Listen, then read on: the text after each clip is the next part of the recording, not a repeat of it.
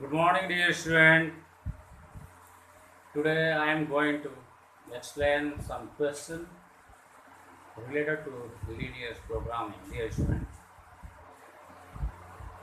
Very easy topic, dear student. And I think, dear student, all of you will be fine at your home,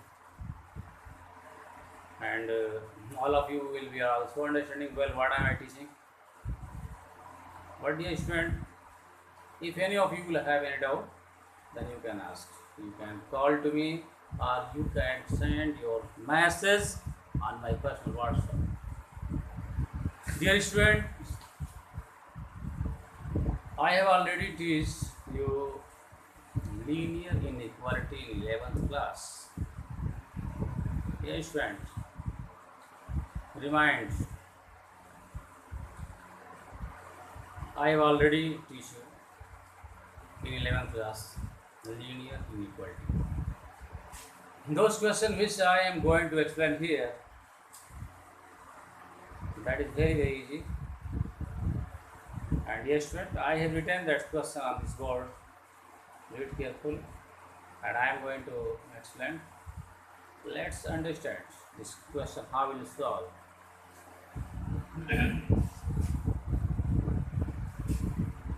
Dear student, question is solve following linear programming problem graphically.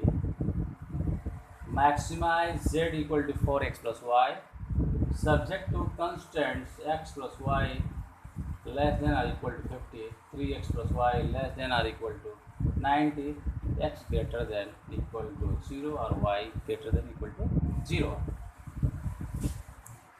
Dear students, how will you solve? Let's understand. Concentrate your mind, dear student.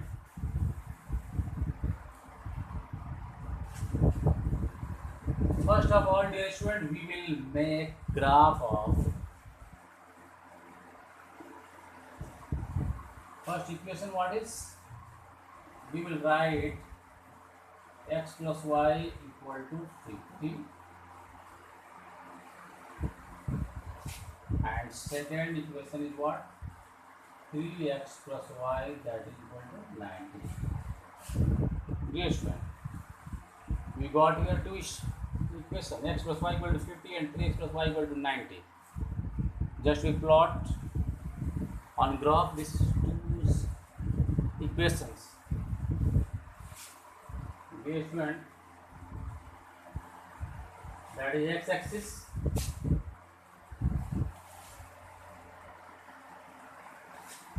that is what? X-axis, and that is y-axis.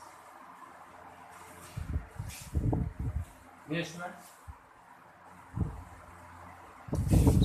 in 11th class we have teach how will you plot this equation.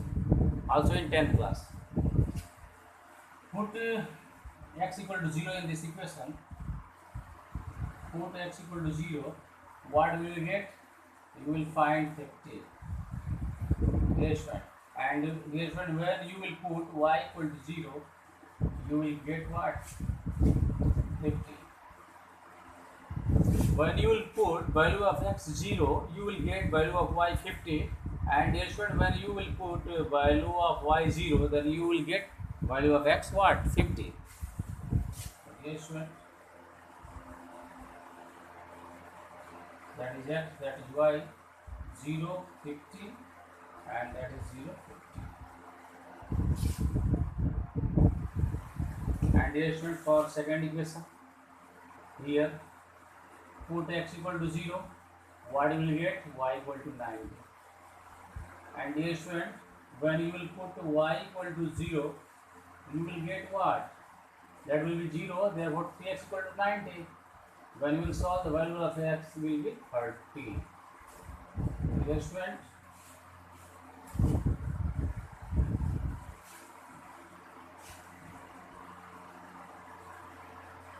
x and y.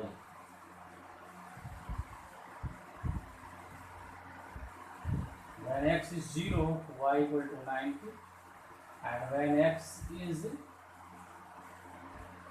y is 0, x is 30. Okay, student, we know how will you plot these two equations on graph paper. This one I am making this on board, but you will make on graph paper.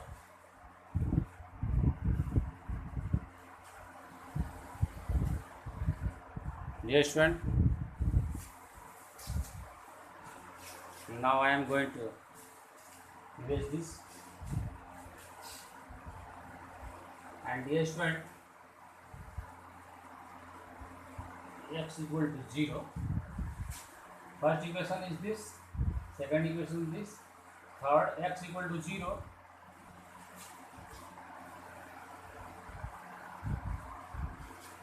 Third x equal to 0 and fourth what will be? Third x equal to 0 and fourth what? Y equal to 0.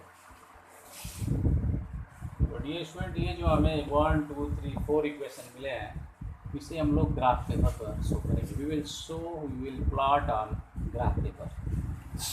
I am solving this, I am making on board, but dear student you will make on graph paper.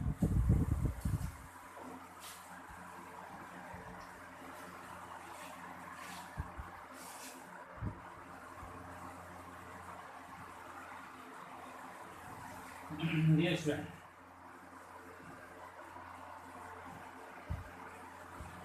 this is x-axis, that is y-axis, that is 0 0.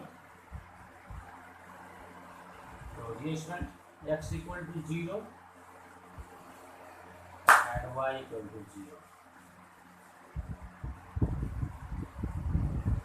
Dear student, this is 10 20 30 40 50 60 70 80, that is 90.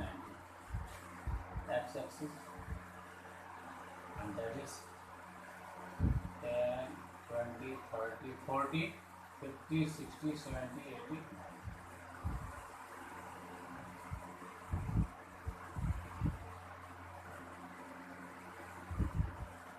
Should you know how we show these lines on graph paper? Dear students, first x equal to 0 and y equal to 50. We will show here x equal to 0 and y equal to 50. This point is what? X equal to 0 and y equal to 50. And second,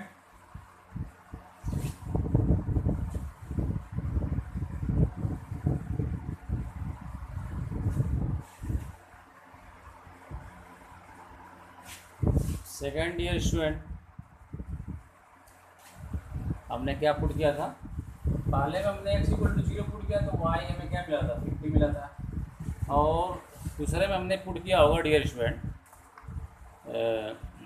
x plus y, यही था ना dear student, x plus y equal to 50. जब हमने x equal to 0 put किया था तो हमें y equal to 50 मिला था, और जब y इक्वल टू 0 पुट किया तो x इक्वल टू क्या मिला था? 50. तो यहाँ पर लिखेंगे डियर स्टूडेंट, जब x इक्वल टू 0 तो y इक्वल टू 50, और जब हमने y इक्वल टू 0 पुट किया था तब यहाँ पर क्या होगा डियर स्टूडेंट? यहाँ पर 50 हो जाएगा. आप इसे आप लोग सुधार लीजिएगा, करेक्ट कर लीजिएगा.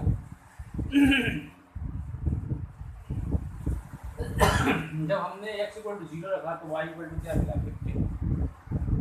और जब y इक्वल टू 0 पुट किया हमने, x इक्वल टू 50 मिला. x इक्वल टू 0 और y इक्वल टू 50 हमने यहाँ पे शो कर दिया. अब x इक्वल टू 50 और y इक्वल टू 0, x 50 और y 0, x 50 और y 0. तो ये जो है 50 और 0 को शो कर रहा है. अब इस दोनों पॉइंट को क्या करेंगे? हम मिला देंगे. ऐसे तो हमें क्या मिलेगा? Straight line. और इसका नाम क्या होगा? क्या इक्वेशन था वो? 3x plus y equal to 50. तो इसको लिख देंगे x plus y equal to 50. लिख सकते हैं इसको, ऐसे लिख सकते हैं x plus y equal to 50. अब डियर स्टूडेंट क्या करेंगे, दूसरे केस में x इक्वल टू 0 और y इक्वल टू 90 पुट करेंगे। x इक्वल टू 0 और y equal to 90, x equal to 0 और y इक्वल टू 90। 0 90 जो है ये पॉइंट है, ये पॉइंट है।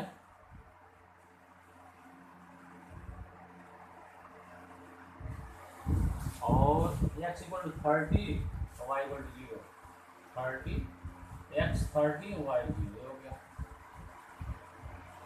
तो ये जो है ये स्टूडेंट 30 0 को शो करेगा, ये जो पॉइंट है।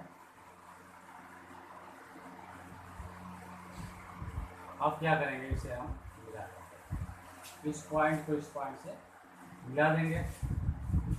तो इस पॉइंट से और इस पॉइंट को मिलाएंगे, तो ये स्टूडेंट को मिलाते हैं, इसको ऐसे ऐसे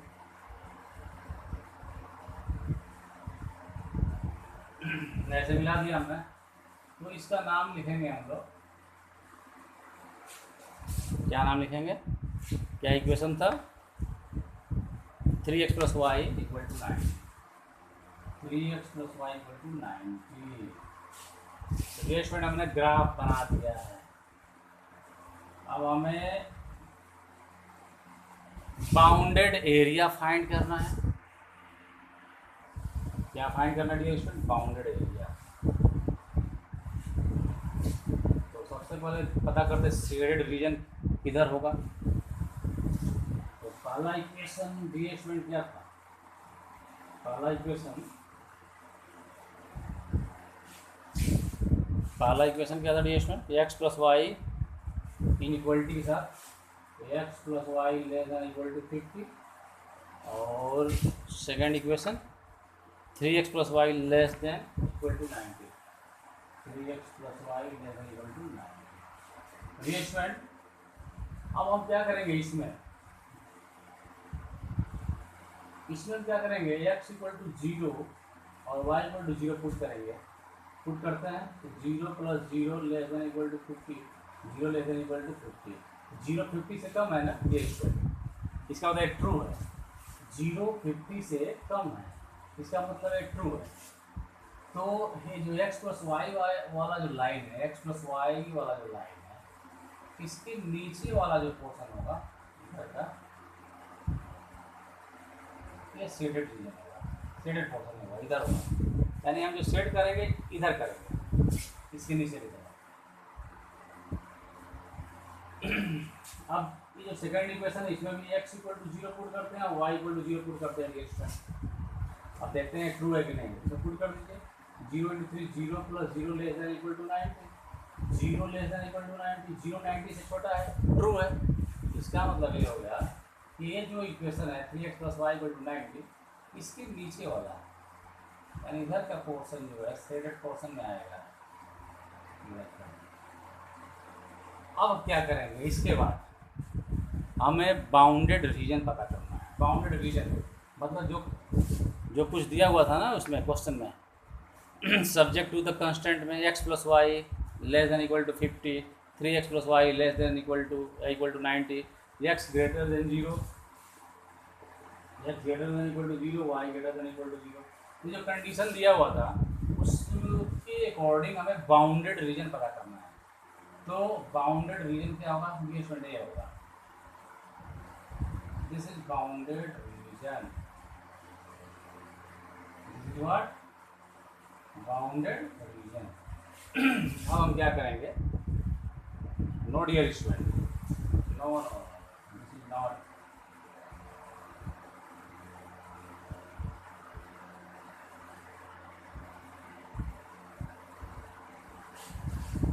स्टूडेंट क्वेश्चन जो दिया था उसके अकॉर्डिंग हम पता करेंगे bounded region. x plus y equal to 50, x plus y equal to 50 वाला जो लाइन है, और 3x plus y equal to 90 वाला जो लाइन है, और x इक्वल टू 0 और y इक्वल टू 0 वाली जो लाइन है, ये लाइन और ए लाइन और ये जो है लाइन और ये लाइन, इन सब के बीच का जो बाउंडेड रीजन है that will be, this will be ये बाउंडेड रीजन होगा। क्या हुआ डियर स्टूडेंट, ये बाउंडेड रीजन होगा। अब ये स्टूडेंट बाउंडेड रीजन होगा। अब क्या करेंगे, बाउंडेड एरिया ये हो गया या फिजिबल रीजन, बाउंडेड एरिया या फिजिबल रीजन। अब हम कॉर्नर पॉइंट फाइंड करेंगे। कॉर्नर पॉइंट ये स्टूडेंट ये है और ये हो गया कॉर्नर पॉइंट और ये हो गया कॉर्नर पॉइंट। इसका नाम रख दीजिए ओ, इसका नाम रख दीजिए ए, इसका नाम रख दीजिए बी और इसका नाम रख दीजिए सी। तो O A B C corner point हो गए। अब हम क्या करेंगे डियर स्टूडेंट, इसको लिखेंगे यहाँ पे, थोड़ा समझिएगा, कुछ है नहीं इसमें।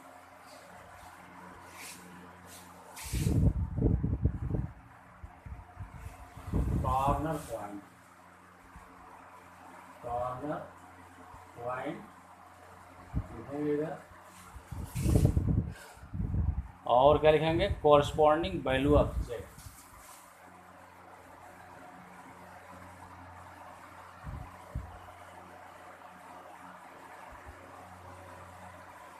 कॉर्नर पॉइंट तो ये स्टूडेंट ये है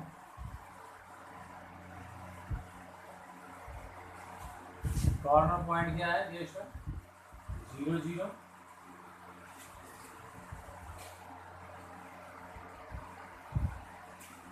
और यहाँ पे क्या होगा 30 0। इसका कोऑर्डिनेट क्या जाएगा, इन दोनों लाइन का इंटरसेक्ट, ये दोनों लाइन कहाँ पे इंटरसेक्ट कर रहे हैं, इसका कोऑर्डिनेट निकाल लेंगे तो क्या हो जाएगा 20 और 30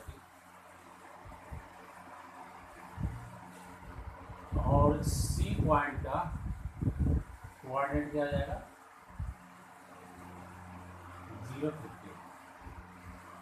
यही है ना, कॉर्नर पॉइंट 0 0 हो गया, 30 0 हो गया, 20 30 हो गया, 0 50।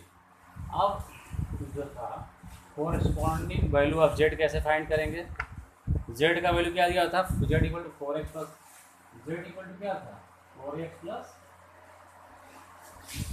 What was in question 4x plus y, 4x plus y. तो ये क्या करेंगे, एक बार x जहाँ पे 0 रखेंगे इसमें और y इक्वल टू 0 रखेंगे तो 0 इंटू 4 0 प्लस 0 0। तो जेड का वैल्यू क्या आ गया इस पॉइंट पर, इसमें जब रखेंगे तो 0 आ जाएगा और x इक्वल टू 30 और y इक्वल टू 0 इसमें रखेंगे तो 120 प्लस 0 120 हो जाएगा। अब x इक्वल टू 20 इसमें रखेंगे और y इक्वल टू 30 रखेंगे तो क्या हमें मिलेगा dear student, x equal to 20 24 80 plus 30 110 और x इक्वल टू 0 और y इक्वल टू 50 रखेंगे तो हमें क्या मिलेगा 50 मिल जाएगा डियर स्टूडेंट। तो डियर स्टूडेंट यहाँ से मैक्सिमम वैल्यू ऑफ जेड क्या है 120 है और किस पॉइंट पे है 30 0 पे है। लिखेंगे maximum value of z is 120 at point what 30 0। तो dear student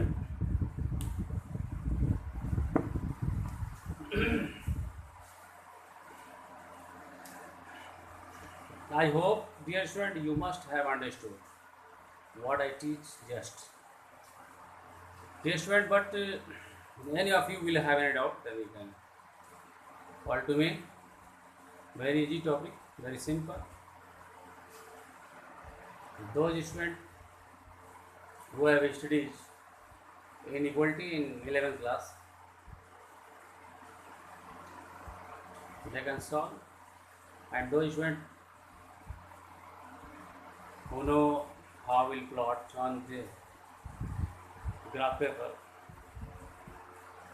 they can also solve this. But this is not tough topic, but very interesting topic is this. Dear student, make practice of this question at least 2 or 3 times and and if you have doubt, you can ask. Dear student, if you like my video, please subscribe, share and like. Thank you so much.